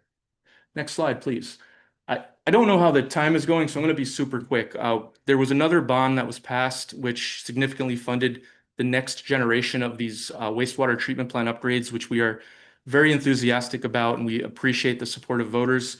It's a big bond and a lot of work to come. It's going to add things like tertiary treatment, which helps with our phosphorus removal. Now, we can't do everything in terms of cleaning the lake. It is a watershed-wide, all-hands-on-deck movement, but we will be doing our part to meet federal and state requirements, hopefully really help undergird the cleanup that's necessary for Lake Champlain, which is our kind of cornerstone of commerce, recreation, and health in the city. So we have stage 0 going on right now, not directly funded by those bonds, but helps us get ready to get that money out on the street happening this year and hopefully being under construction next year at the wastewater treatment plants. A lot more to come on that, and we expect to come back to brief you more on that if you'll have us. We have water main projects underway, more to come on that. A few going on in the city right now, in addition to a very significant series of stormwater outfall repairs, probably later this summer or early in the fall. Just got approvals for those, and we hope to be able to kick those off. That's going to help us convey stormwater safely out of the city and avoid erosion, avoid other impacts that we want to make sure we use our infrastructure to convey away. Next slide. These links will be, we can skip this. This is a longer term trajectory of the wastewater treatment plant project available for you to review online, and certainly when we have more time. The next slide is, I think, a really great fun slide if you're interested. A couple things you can do. You can sign up for Blue BTV, which will give you a free stormwater assessment of your property and help you figure out what improvements you can make on your property for your benefit, for the community's benefit, and give you kind of a best practices approach to things you may want to choose to do on your property. It'll help you see what best practices exist based on the kind of unique characteristics of your home, the property you live on. In addition, we're a partner in another network, the Adopt a Drain network. You can adopt a storm drain near you, check the map to see what hasn't been adopted in your neighborhood, sign up. We'll send you some best practices tips. I think we used to send vests. I hope we're still doing that. The partnerships changed, but either way, it's a great way to be involved. And certainly if you don't want to or can't be a part of that network, you can always let us know if there are problems with your nearby catch basins. We try to be aggressive when there are big storms, snowfalls coming, to send crews out to make sure they're clear of debris, clear of leaves. But your eyes on the street always help us. And next slide. Speaking of your eyes on the street, a couple of key ways for you to be in touch. Maintenance requests can be directed through SeeClickFix. I know sometimes, things feel like they're reported and you haven't gotten an update. Now that certainly is going to exist with large scale capital projects where SeeClickFix is more meant to be the day-to-day maintenance kind of work, but you can report anything through that. I would say we see 99.9% of that. And the only reason I say not 100 is because I could never promise that we're perfect. We will see it though. You can also call or email if you do have update questions or don't want to use SeeClickFix. But you can report, especially the maintenance requests that happen day to day, potholes, catch basin cleaning. Let us know if it's truly urgent, you think risk of property, risk of livelihood, please call emergency services or us if you think it's maybe doesn't rise to that level. But SeeClickFix is great for everything else. For construction impacts, you can use Front Porch Forum, look for signage on the street, and rely on VT Alert if you're so inclined to sign up. You'll get texts, you'll get emails. And then, like I said, customer service, complaints, concerns, compliments, feel free to call or email. So I'll wrap up there. So if there's time, I'm happy to take questions or get back to you if I can't answer them. Whoops, yeah.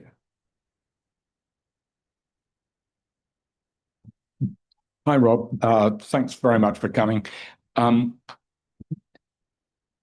I know you heard this before, but I still can't. You're talking about welcome to the city in your presentation about Main Street, but two ways into the city, gateways into the city. in Ward 1 are obviously at the coming in on Grove Street and across the bridge. And the welcome there that you're implicitly giving, or DPW is implicitly giving, into Burlington Stop, because you've got traffic lights, which is sort of a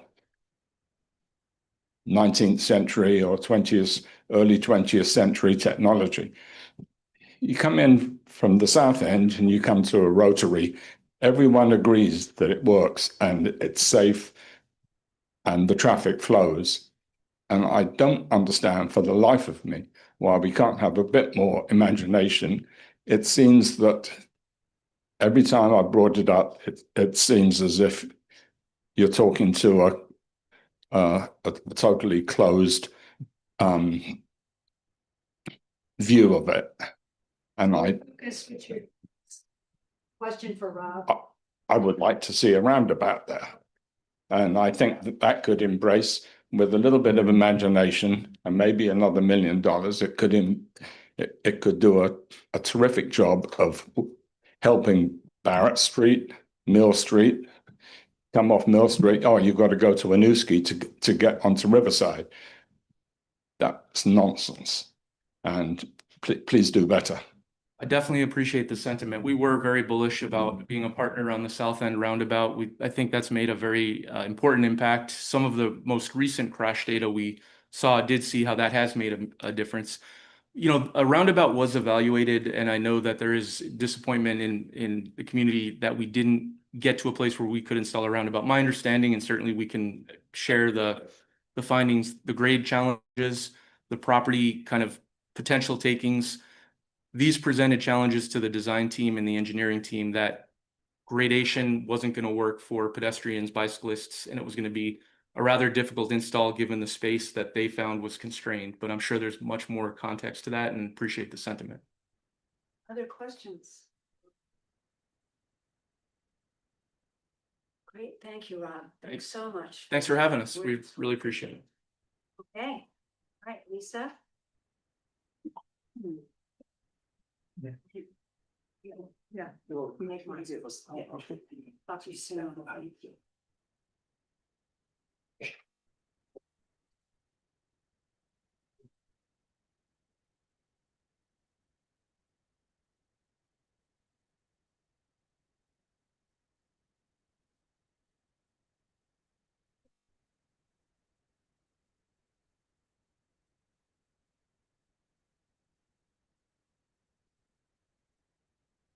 So, good evening. Thanks for having us. Oh, right.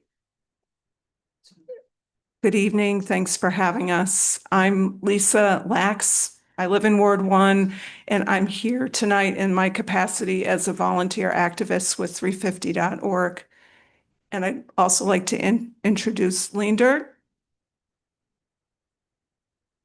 Hi, I am not a resident of Ward 1, but I definitely come here quite often. And I'm also very much interested in doing something intelligent with McNeil. So we're going to do about a 15-minute presentation, and then we hope we're going to run through our slides fairly quickly because of time and leave time for questions that you might have. Okay, so first slide. So first we'll start with a quote from Bill McKibben. I think everybody here knows who Bill McKibben is, but if anybody doesn't, he's a very interesting person to keep track of. He says, burning wood for electricity is a bad idea. The science has changed a lot since Burlington has started doing it decades ago. It makes sense to phase it out, not incentivize it. Okay, next slide.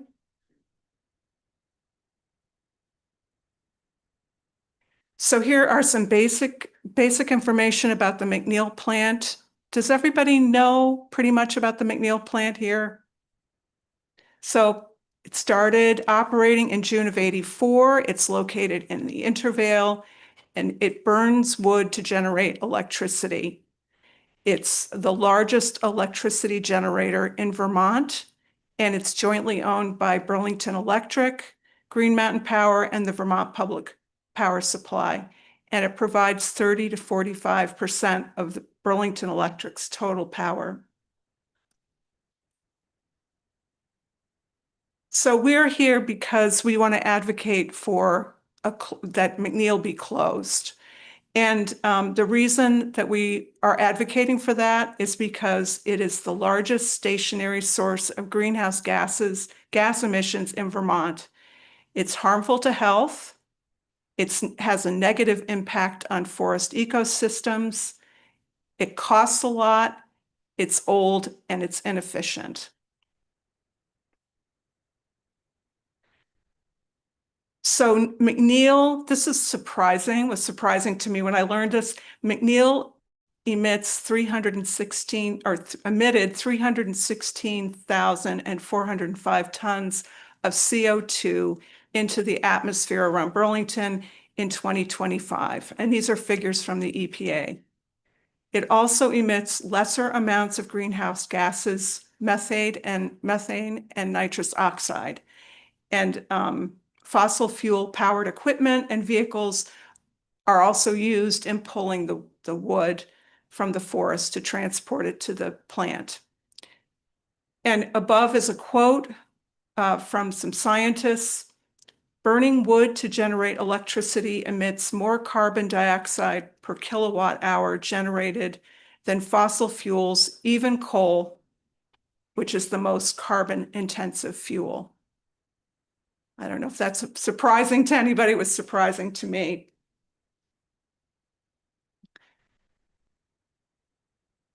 So we also want to address the carbon neutrality myth that comes up around burning wood or biomass.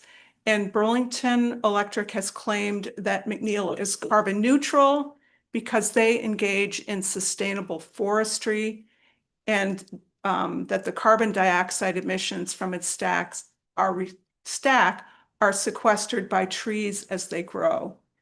And this is a myth. And I don't know, Linder, do you want to say something about this? Because I know this is something of interest to you.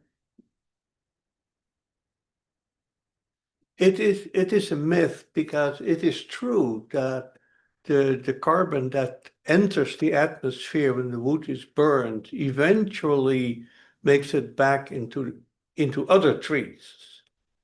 But it is not true when we look at the long run. When the carbon is sequestered, it stays in the trees for a long time. That, after all, is why there are trees in the first place.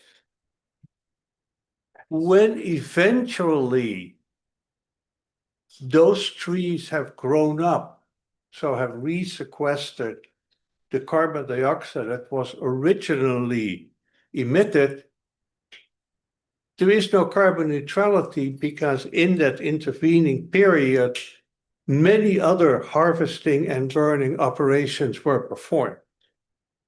And what needs to be done is not look at what happened to the carbon from one harvest and a burning, but how much carbon is still in the atmosphere for all the intervening periods. Thank you. Okay, next slide. And this is a graphic that Burlington Electric uses that we feel is really kind of bogus because it suggests that the carbon that comes from burning wood is more easily sequestered by trees than other forms of carbon, and that's actually not true. Carbon is carbon. Trees will absorb non-biogenic CO2 as well as biomass carbon.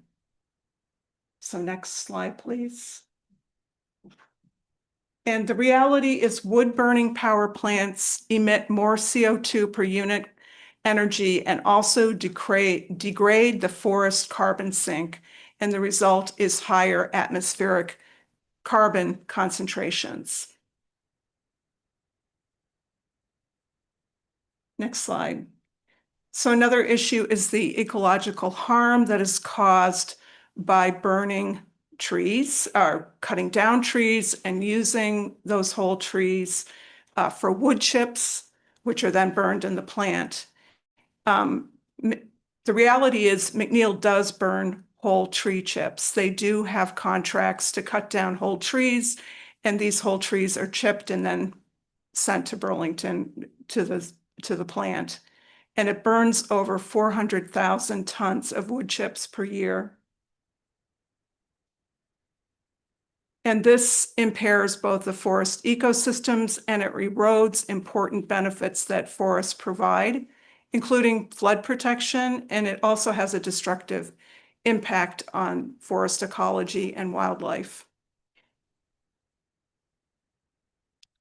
And so this graphic shows the importance of older, mature canopy trees. They absorb,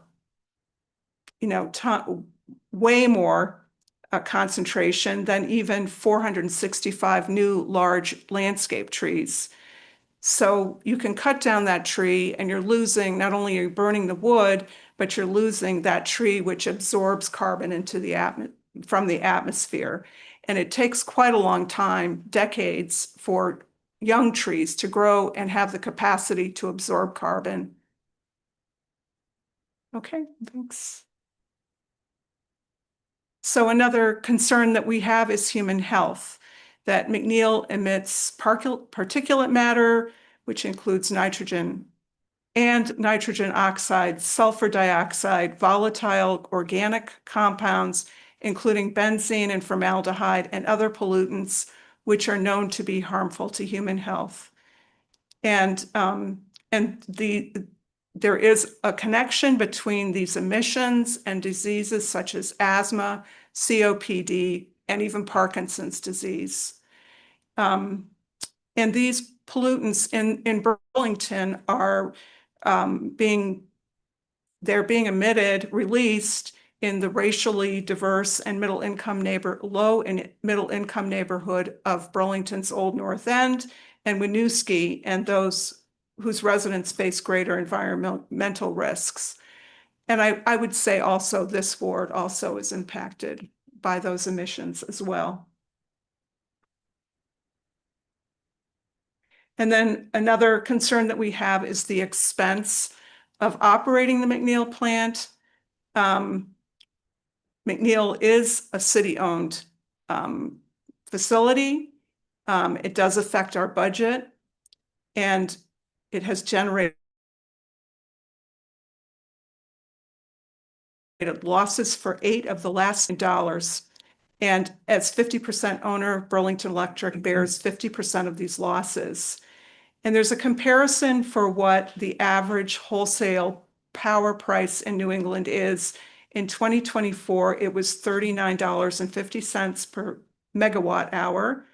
And that was projected to increase in 2025 to $55. But you can see here that McNeil's, the cost of the megawatt hour is $96.42 in 2025, and even higher in the year 2024.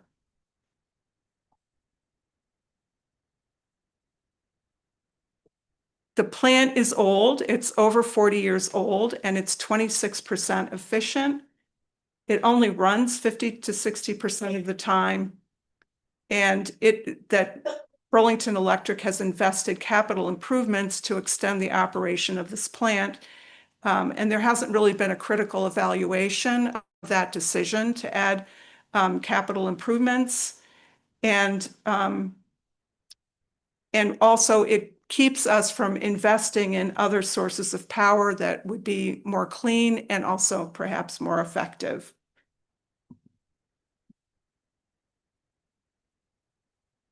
So we feel that because Burlington Electric has had such a strong role in directing the course of Burlington's overall climate policy, that we are left with some pretty flawed policies. And one of the biggest flaws is that the net zero roadmap, it emphasizes reducing fossil fuel use rather than reducing greenhouse gas emissions. And it defines net zero as eliminating fossil fuel use in the heating and ground transportation sectors, yet calls for the pursuit of the district energy project, which would perpetuate McNeil's massive greenhouse gas emissions to produce electricity. And also that would be an investment for the next 20 years. Another flawed policy is the carbon pollution impact fee, which is applied to heating systems powered by fossil fuels, but not to quote unquote renewable systems and fuels with significant greenhouse gases. So these policies undercut the potential benefits of electrification of buildings and vehicles, which we feel that the net zero roadmap, that's a very important element of it. But to really meaningfully reduce greenhouse gases through electrification, we have to electrify and obtain power from low carbon sources such as hydropower, solar, and wind. And this is our view of how our city should be powered. So what can we do about this? We're hoping that we will inspire you to be as concerned about this issue as we are, and that you might want to take a role in advocating for the closure of McNeil and an investment in green power. And ideally, we would like to have the city place the development of climate policy in a city department or official independent of BED, because we feel BED has their own interests that are contributing to these flawed policies. And that we also want to advocate that the city develop a plan to close the McNeil plant, preferably by June of 2028. That's in 2 years. And that we are concerned about a just transition for employment for affected employees, and a plan to keep electric rates stable, and also ensure that there's adequate energy for the future needs.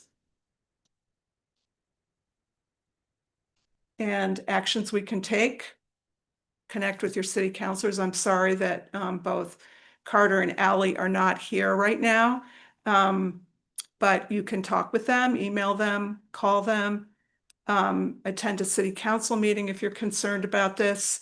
You can also get involved with one of our organizations. We have a sign-up sheet here if anybody's interested in, we can pass that around. Yeah, and also we have some handouts too for people.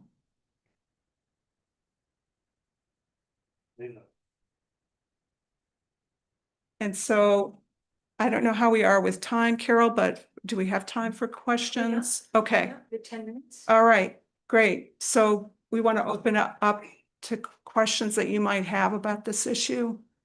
And I don't know, Carol, are you gonna Should go ahead and just go ahead, yeah. Kathy? So the there was a film that I saw, and there was a panel. It was in City Hall a while back, and there were people from Massachusetts, I believe, scientists and doctors, and who were all trying to educate us to the dangers of McNeil. And it was kind of like a big energy push for that. And then that all just disappeared, you know, to close it down and show how bad it was. And there was somebody that spoke about the children, the health of the children, especially in the Old North End where the McNeil particles are the worst. I don't know. I just couldn't believe that we just ignored all that, the administration and everything, and we just kept it going, and we've invested more money in McNeil. And then there was also the big push that we were going to have that pipeline, that I just was thinking about that lately, that, we spent meetings, our paid employees spent a lot of time going around to all the NPAs, having these city, meetings, all for, what happened to that idea that we were going to save McNeil and we were going to heat the hospital? And do you remember all that? Carol certainly does. Yeah. So, all that just seems like such a waste of time and money for this dying plant. And I do agree with you that BED is very biased and they will tell you it's the greatest thing. But I don't think it is. And I appreciate what you're doing. I will sign up on there. I don't know the answer. When we have BED running it and it's their job and their, livelihood.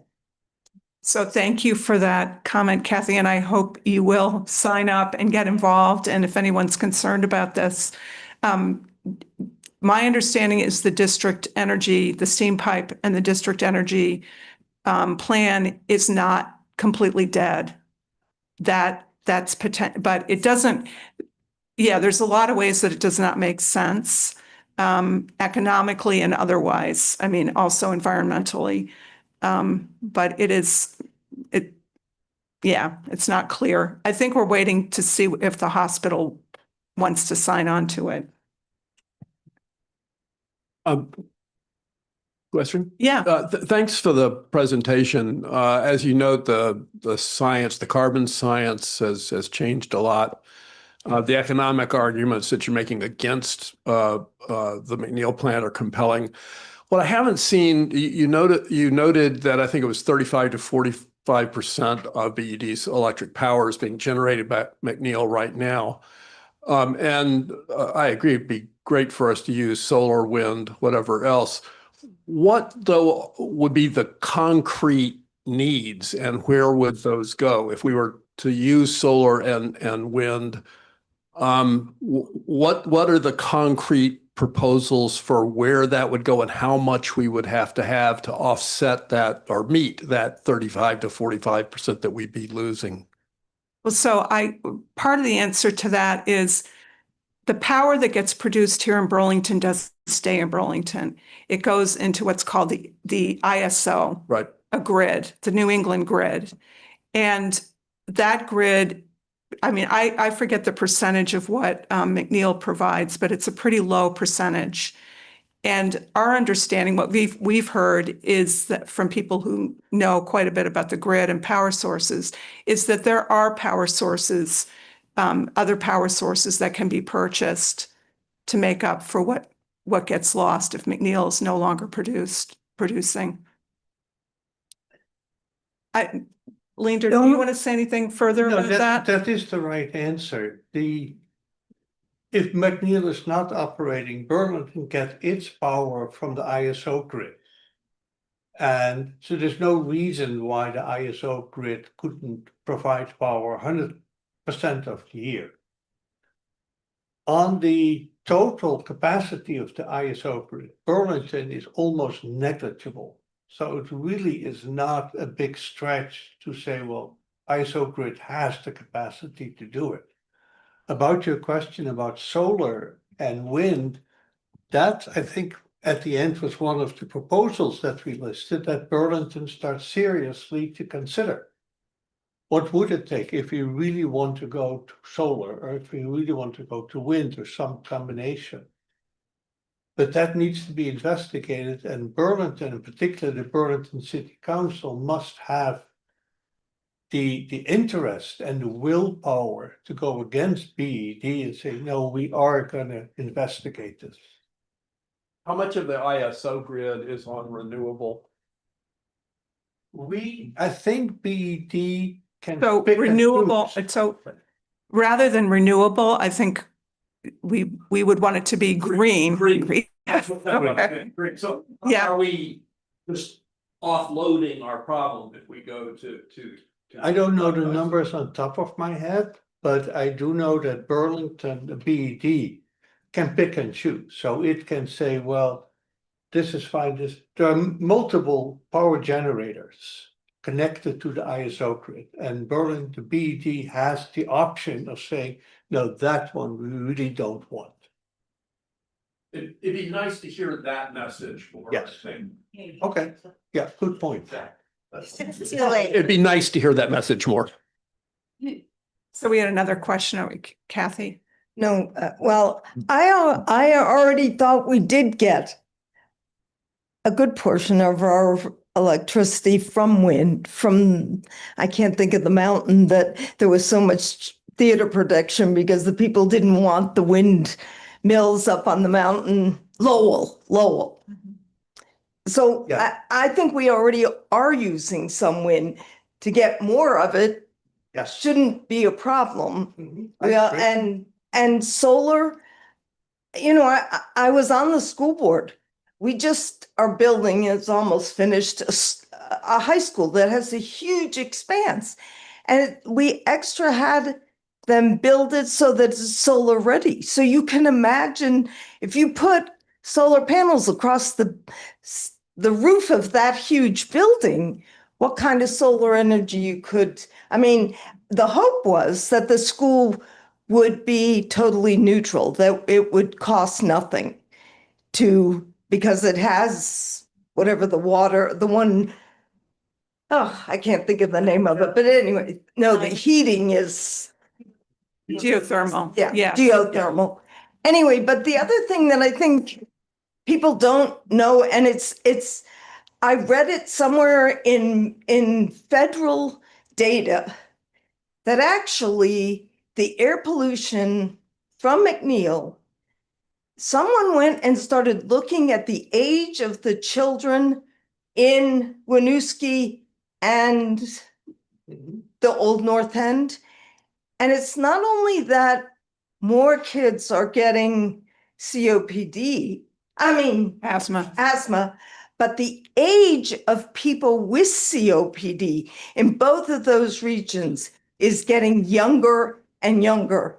And that's outrageous. I can't even remember the age. I wish I could, but it was so young that I was sitting there going, this can't be possible, because it was somewhere in the 20s that people were getting COPD. That's something that normally is people my age get COPD, but not young adults. Yeah. Anyway. So Dave, oh, sorry, I didn't. Is Jonathan next? Okay. I thank you. This is really interesting, and I support the work, but I'm still a little unclear on the economics of it all. And 2 years is a very short timeline, but it sounds like you're saying we could turn it off tomorrow and we'd be fine. 2 years tomorrow doesn't really matter because we're getting our electricity off The ISO grid. ISO grid. Yeah. How does can you explain a little bit how that works? Because to me it sounds like everybody throws. It's kind of like if you have your home solar, you just throw all this electricity into some big bucket, and you're either pulling from it or putting into it. How do you get to choose? The wind being generated off the coast of Massachusetts to come to Burlington. If it's all just kind of going into the bucket and coming out, and then are there costs associated with us insisting on being green? I would like the answer to that as well. I'm a physicist, and you know the answer of that? I have some idea. Okay. I used to work for Vermont Energy Investment Corporation. Did a lot of work on ISO New England and looking at the grid. To your question, what the ISO does is regulate the grid. They're the ones that call up power plants as they see the demand is increasing. So they have the control and that's what this plant is. This is a peaking plant, which is why, as your slide shows, it only operates 26% of the time. That's not, it may have some downtime for maintenance, but it's not on call. It's on call for the winter peak often is when they need it the most, which is, by the way, when power is the most expensive. So we're offsetting some of the most expensive power by having a plant that is delivering on peak.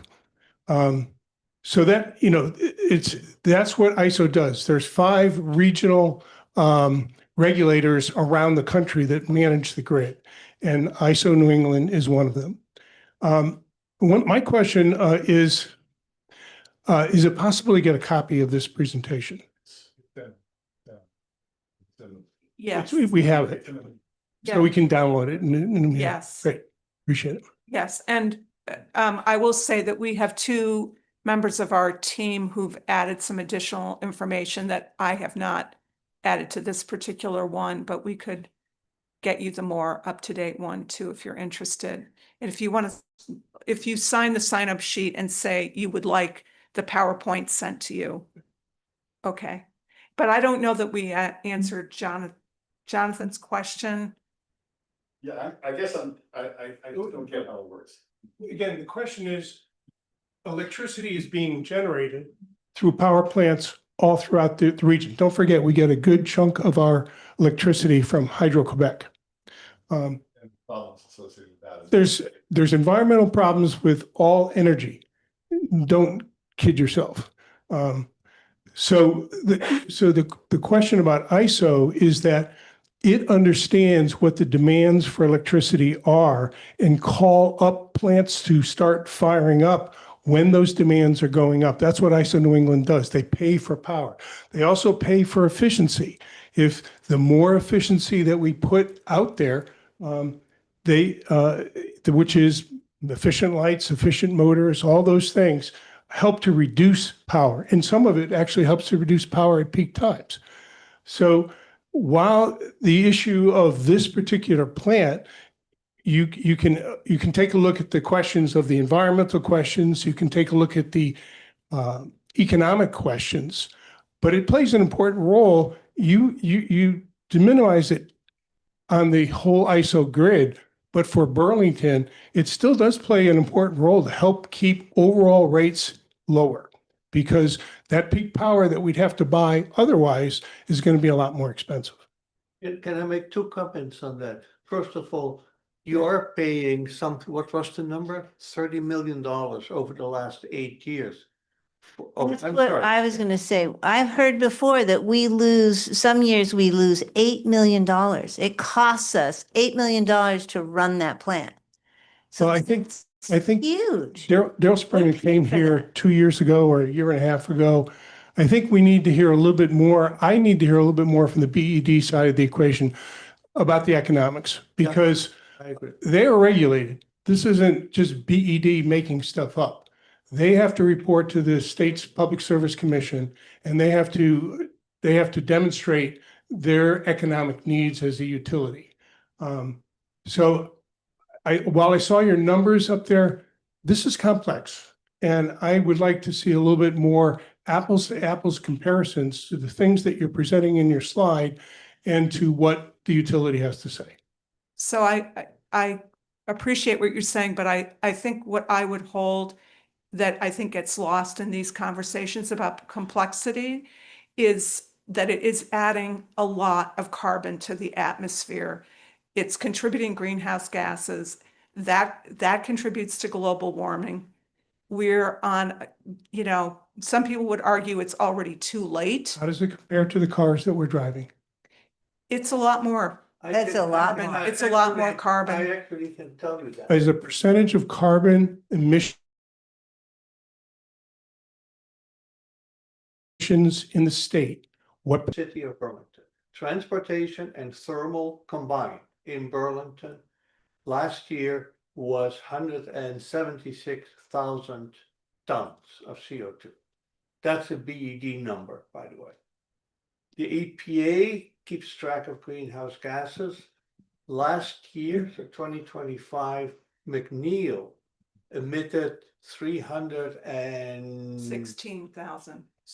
Thank you, Yeah. 316,000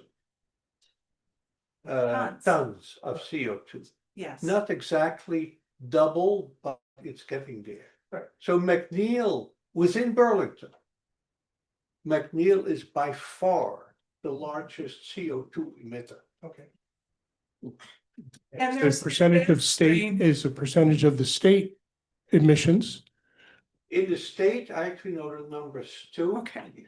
The state without biomass burning is about 8 million tons of CO2.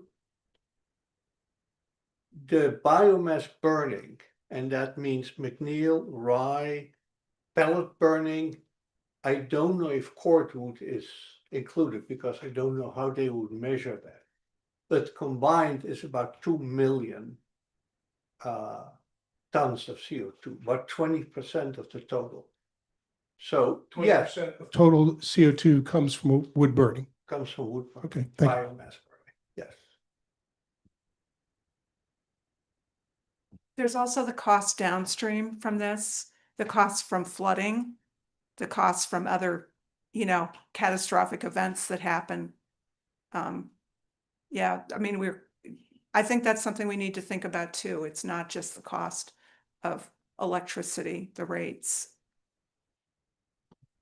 I'll just mention that at the Vermont level, so not at Burlington, but at the Vermont level, the climate action plan, the Vermont Climate Action Plan goes into considerable detail on the various sectors and what each of those are contributing. Transportation is the largest. Community and residential and industrial are second. That's not to say we shouldn't be reducing CO2 emissions from something like Burlington Electric. Like Dave, I'm interested in the question, you had some numbers there. There was, if I recall correctly, they were roughly $100 per kilowatt hour, I think, for generation from McNeil, where it was closer to maybe 60 or something like the average across 5. Yeah, 55. But that is averaging, to Dave's point, that's averaging. And McNeil is a peak delivery. So I can't believe that, maybe I'm being naive here, but I can't believe that BED would be paying more for the peak power.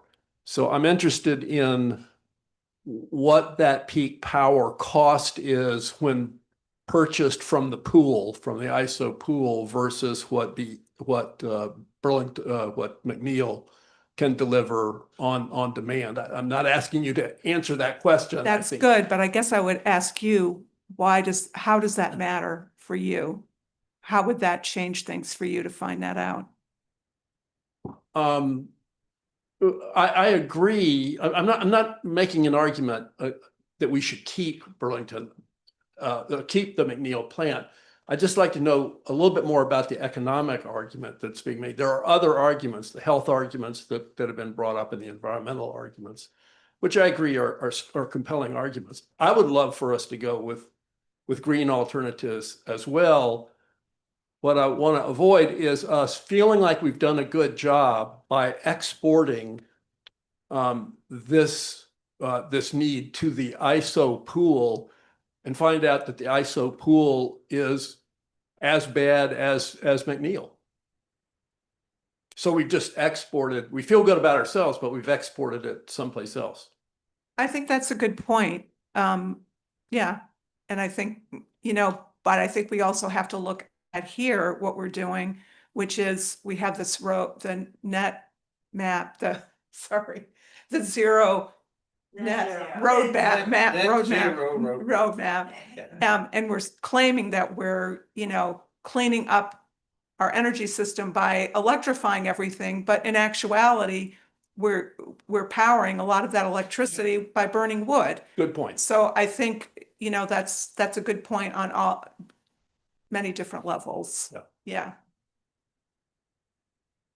Are there any other questions? Oh.